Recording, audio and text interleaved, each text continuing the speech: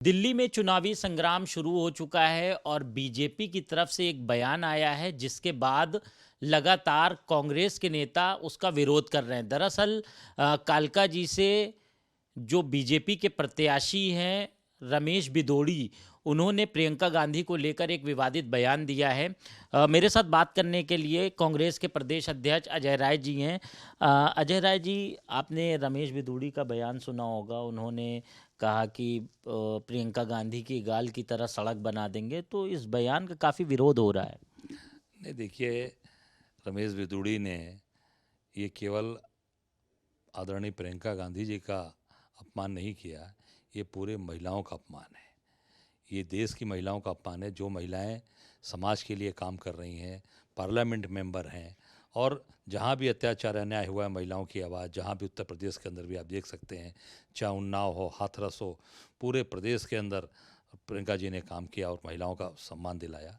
रमेश बिदूड़ी ने पूरे देश की महिलाओं का अपमान किया है, और मैं समझता हूँ कि उनके घर में माँ बहन बेटियाँ नहीं हैं। अगर माँ बहन बेटियाँ होती, मुझे लगता है कि रमेश बिदूड़ी ये बात नहीं बोलते। अब इतना ज़रूर है, इस बार भारतीय जनता पार्टी को कालका जी में जहाँ से चुनाव लड़ रहे हैं, निश्चित तौर से वहाँ की जनता इनको भारी मतों से हराएगी, और पूरे दिल्ली में भारतीय जनता पार्टी का सुपड़ा साफ होगा। और निश्चित तौर से, क्योंकि महिलाओं का अपमान, महिलाएं सम्मान के लिए मेहनत कर रही हैं, परिश्रम कर रही हैं, आगे बढ़ रही हैं, इन्होंने पूरे महिलाओं का अपमान किया है। निश्चित तौर से इनको इस पूरे प्रदेश की जनता और खास करके कालका जी की जनता इनको माफ़ नहीं करेगी। क्या लगता है इस तरह के बयान से कोई राजनीतिक फायदा भी पहुंचता है?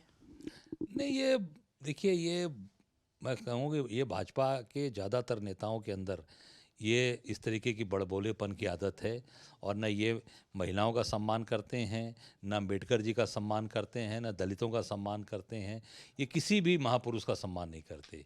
ये केवल केवल और केवल जो जो संघ के लोग हैं, आरएसएस के लोग हैं, वो संघ में जो बैठे लोग हैं, ये उनके साथ केवल रहते हैं। बाकी देश के महापुरुषों का, देश के लिए जो महिलाएं काम कर रही हैं, देश के लिए जो हमारे नेताओं की जो आवाज़ है, उसको ये पूरी तरीके से दबाने का काम करते हैं। और ख़ासकर प्रियंका जी जैसी महिला जो पार्लियामेंट के अंदर पूरी मजबूती के साथ आम इस देश की बात बुलंद कर रही हैं, महिलाओं की बात बुलंद कर रही हैं, अम्बेडकर जी का अपमान हुआ उस पर उन्होंने मजबूती से बात रखी, ये बात इनको नागवार गुजर रही है, इस नाते ये सारी बातें बोली जा रही हैं। इस बयान के बाद जब बयान सोशल मीडिया पर वायरल हुआ, तो रमेश बिदूड़ी ने एक ट्वीट किया है। उसमें उन्होंने कहा, मैंने ऐसा कुछ नहीं बोला। अगर किसी की भावनाएं आहत होती हैं, किसी को बुरा लगा है, तो उसके लिए माफ़ी भी उन्होंने मांगी अभी।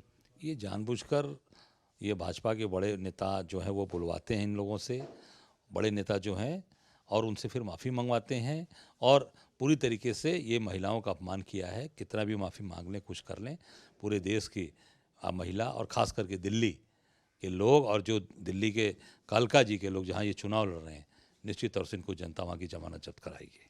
एक और सवाल है, नेशनल सिक्योरिटी से जुड़ा हुआ है।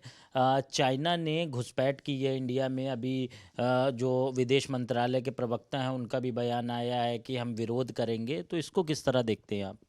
नहीं, आप देख सकते, पहले से भी हमारे नेता आदरणीय राहुल जी ने पहले भी कहा है कि ये पूरी तरीके से चाइना ने घुसपैठ किया है और हमारी ज़मीन पे कब्जा किया है लगातार। और मोदी जी प्रधानमंत्री के तौर पर उन्होंने बयान दिया, ना कोई घुसा है, न कोई आया है, न किसी ने ज़मीन कब्जा की है। अब उनके अधिकृत विदेश मंत्री के प्रवक्ता ने कहा है कि नहीं, उन्होंने टेरिटरी बना ली है। इससे साबित हो गया कि देश के प्रधानमंत्री जी ने देश की जनता के सामने झूठ बोला था, और पूरी तरीके से चाइना ज़मीन कब्जा किया हुआ है। और उनके सरकारी जो उनके प्रवक्ता हैं विदेश मंत्रालय के, उन्होंने इस बात को स्वीकार किया है। बहुत शुक्रिया हमसे बात करने के लिए।